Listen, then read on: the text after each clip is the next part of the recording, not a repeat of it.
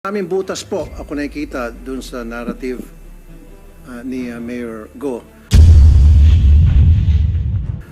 Nag-attend ako dito ngayon para bubutasan ko po. Marami po mga butas doon sa mga statements ni Mayor Go. Hopefully, I have some few questions na kailangan niya masagot. Para bang teleserye itong buhay ni Mayor Alice Go.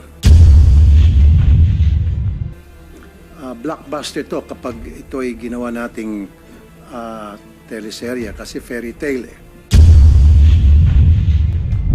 Marami pong salamat. I'd like to ask my colleagues if they also have opening statements. Senator Raffy, you have the floor. Good morning, Mr. Chair, Madam Chair, Senator Win Gatchalian. I've seen the transcript of the previous hearing in this committee pertaining to the investigation being conducted, and I saw also the videos wherein lumilitaw para bang teleserye itong buhay ni Mayor Alice Go. Blockbuster to kapag ito ay ginawa nating teleserye kasi fairy tale eh. Siya ay anak ng isang kasambahay na nabuntis ng isang mayamang Chinese and then pinalaki sa isang farm, tapos nag-aral sa bahay, wala siyang kakilala mga kaibigan, and then isang araw bigla na lang siyang naging mayaman. Unlike sa Cinderella, merong tinatawag na prinsipe na sumalo sa kanya. Dito, it seems to me that she did it on her own. Maraming butas po ako nakikita dun sa narrative ni Mayor Go. Nag-attend ako dito ngayon para bubutasan ko po. Marami po mga butas doon sa mga statements ni Mayor Go. Hopefully, I have some few questions na kailangan niya masagot. Kapag hindi niya masagot, doon nakikita na meron po siya talagang itinatago. Hindi po kapani-paniwala. Marami din po ako, Madam Chair, na request sa committee na ito ipapatawag. Unang-una, ipapatawag po natin ay yung pong midwife na nagpaanak sa kanya.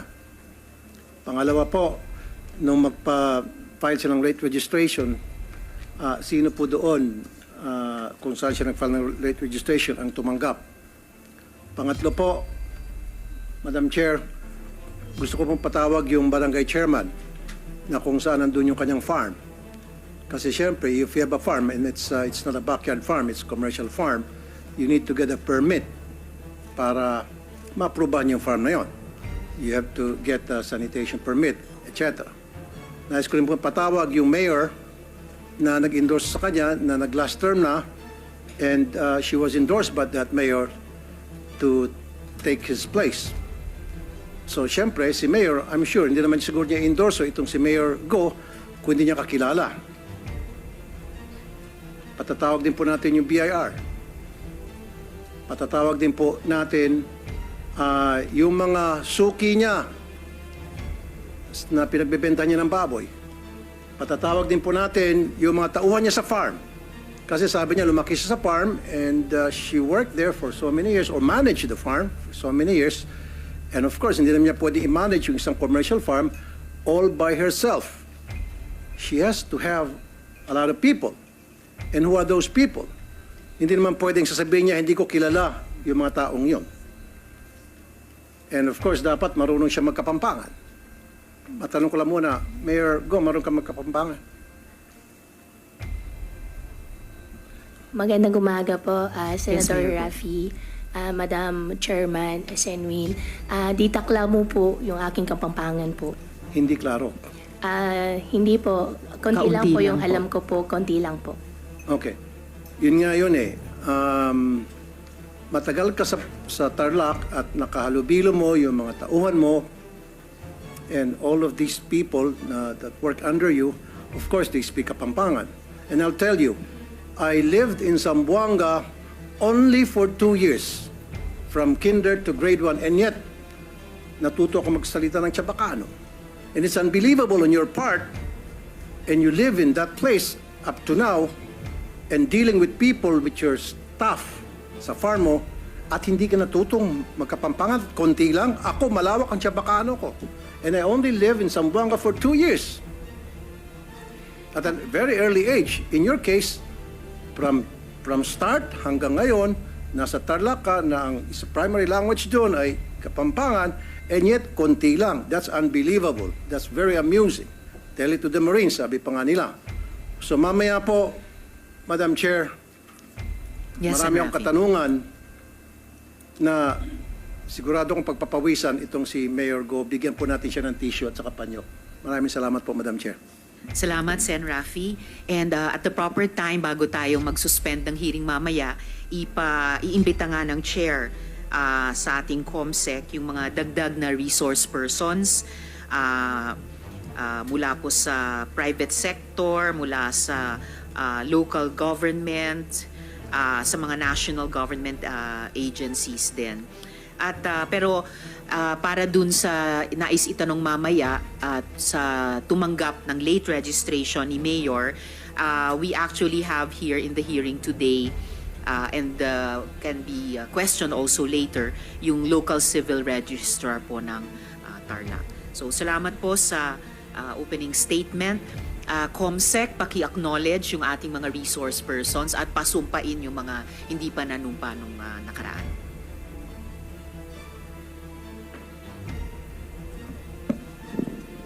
Good morning, everyone. The committee would like to acknowledge the presence of the following resource person.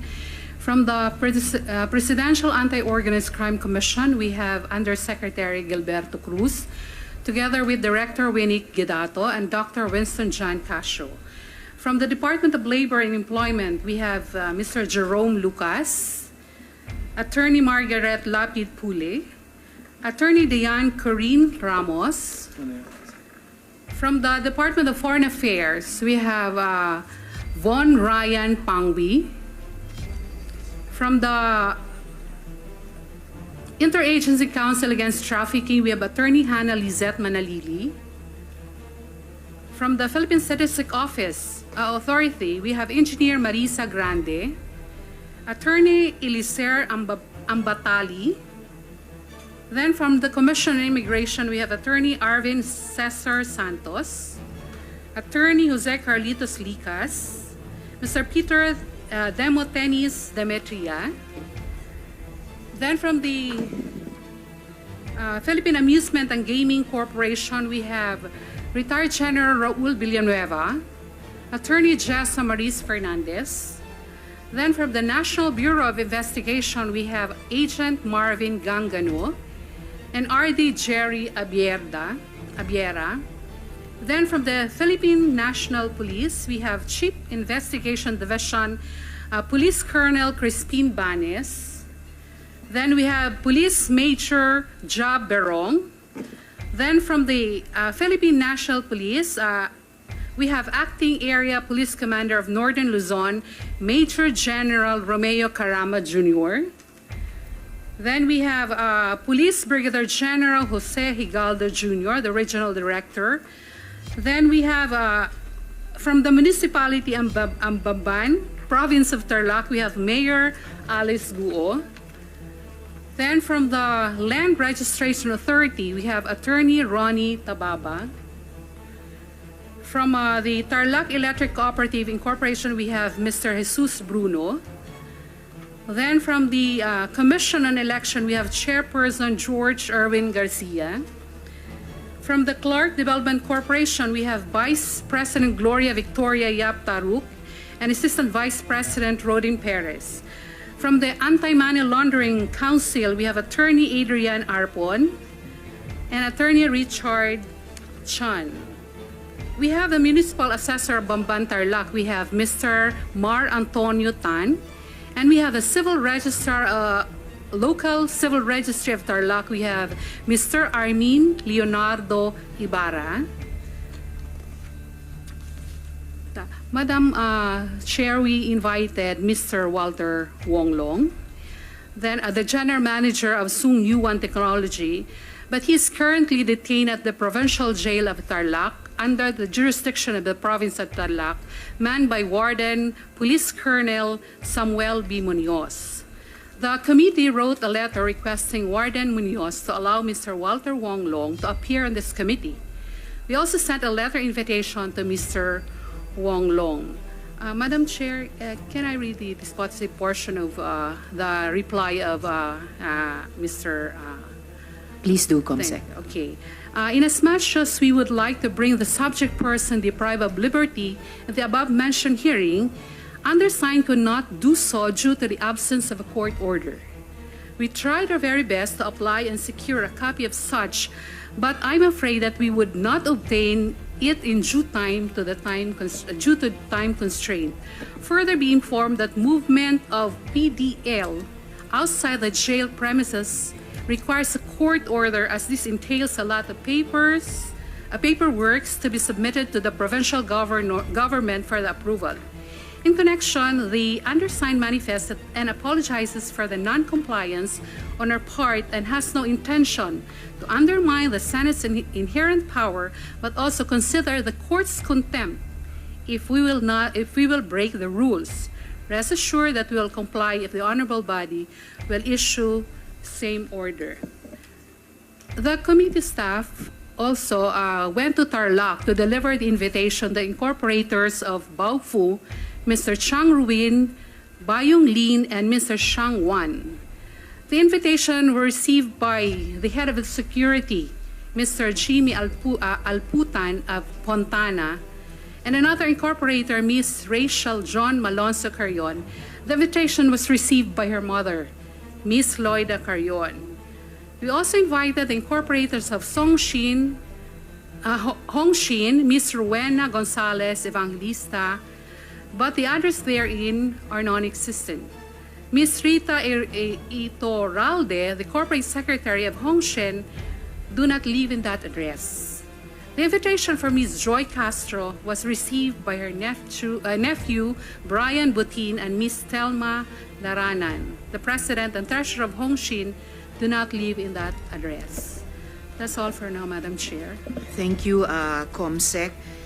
Please extend the committee's appreciation to the warden of the provincial jail where Mr. Walter Wong Long is a person deprived of liberty. Of course, ginagalang naman natin yung pagsunod ng warden sa rules ng korte at yung prosesong dapat daanan muna nila kaugnay ng provincial government of Tarlac. So, in consultation with Senate Legal, the committee will, the chair's asking the assistance of the COMSEC. Alamin po natin paano po tayo makapag-proceed para makuha pa rin yung testimony ni Mr. Walter Wong Long. By the way, bakit sila nakadetain? According to CIDG, there are cases filed against them locally. There are complainants. Right, salamat COMSEC. And then, clarification, nung i-deliver yung invitation sa mga incorporators ng Baofu, ang tumanggap ay Head of Security ng Fontana? Rest in the Articles of Incorporation. Okay, Fontana, which is also a familiar name in the long-standing investigations of the Senate sa kabuuang Pogo operation. So very interesting.